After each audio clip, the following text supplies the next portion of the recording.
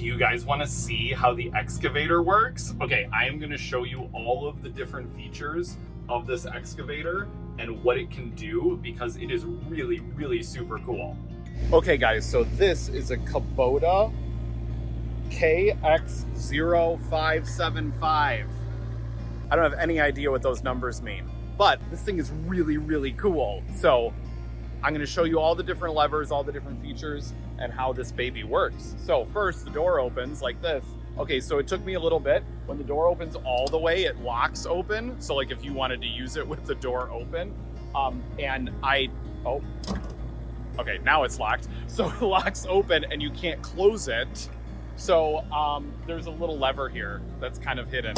So if you pull that lever, it releases the door and then you can close it. Okay, but let me show you the inside because it's really, really neat. So this one has all sorts of different features on it. So here's the key down here. You can't start it if this lever isn't up. So this is the control lever lock. So when it's up, like nothing works. But when you push it down, everything is engaged. So you can't start the excavator unless it's up.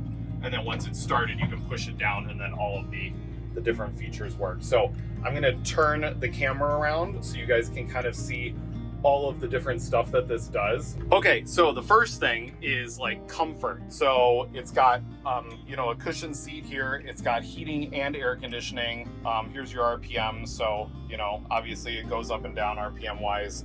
And then you have all of your controls are right here if you want to control something like one of the attachments. So like the thumb attachment out there, like if I wanted to engage it, I go into the system here, I go into mode select, and then number one is the thumb. So it's engaged, and now when I control my thumb right here, you can see I'm able to move it. Otherwise I'm not. And it resets every time you stop doing stuff, so you have to like engage it every time for this one. So the front glass opens also, so you got like these two releases here, this one and this one, and then the whole glass piece folds up into the ceiling and clicks into place. And then if you want to fold it back down, you got to release it again, and then it boom, folds back down. So if you're working in the summer or the winter, this thing is awesome to have it closed, but if you want it open and it's nice out, you can open the whole top. And it's got a sunroof. Super cool. A little annoying when it's sunny because you can't close it. Like there's no way to close it that I have figured out.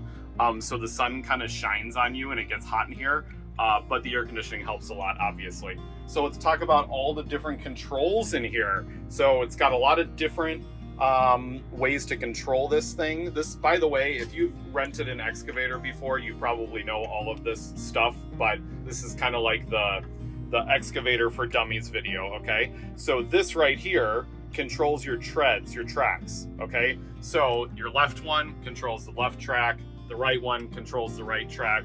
This is just like a zero-turn motor. So when you pull them together, both of the tracks move together. When you push them forward, both of the tracks move forward. Okay, super simple. When you go opposite, that's when you can turn. Okay, so one's moving backwards and one's moving forwards, and then same the other way if you want to turn. Now, if you just want to slightly turn, you can pull one back faster than the other one, and then obviously that will make you turn too, okay? So that's how you go backwards and forwards. Then you have a blade in the front here. So that blade right in the front, that guy, is controlled by this lever back here. So the thumb control makes it go left and right. See that? Okay, if you pull back, it raises. If you push forward, it lowers. And it will actually push the whole unit kind of up off the ground if you want. So if you need to get more stable, I've been using this to stabilize every time I start digging. I put this down just so that the unit is more stable. Okay, so that comes all the way up when we're moving. Then we'll show you how the bucket works. You already saw the thumb. So this is the thumb feature. So this closes and opens the thumb, which allows you to grasp things if you need to grab something, okay? and then we'll show you the different way that the bucket moves. If you go left with your right hand, the bucket curls up. If you go right, the bucket curls down. If you push forward, the large part of the first part of the arm here, this part moves down and up, okay? So this is the first section of the arm you're controlling with the right hand. So you can move that up and down, okay? So that's what the right lever does, all of those different features. The left lever controls the front side of the arm. So like the smaller part of the arm there, that front section, if I push forward, that goes forward. If I pull back, that goes back. And then this also controls the swivel of the whole cab, okay? So if I move this right, the entire cab swivels independent of the tracks. And if I move this left, the entire cab swivels independent of the tracks. So you can kind of turn around and work in one spot and pile stuff on one side and dig on the other, okay? So then the only other item is down here, this foot pedal. So this foot pedal controls the arm swinging left and right independent of the cab, okay? So if I push on the right side of the foot pedal, the bucket turns on its own. See, like independent of the cab moving, the cab's not moving. And if I push on the left side here, it goes back the other way. I have to be honest, I didn't use this one very much. It's much easier to use the handle with the cab. So it's much easier to swing the cab back and forth than it is to move the bucket, I found. But it's an option that's available for you, obviously.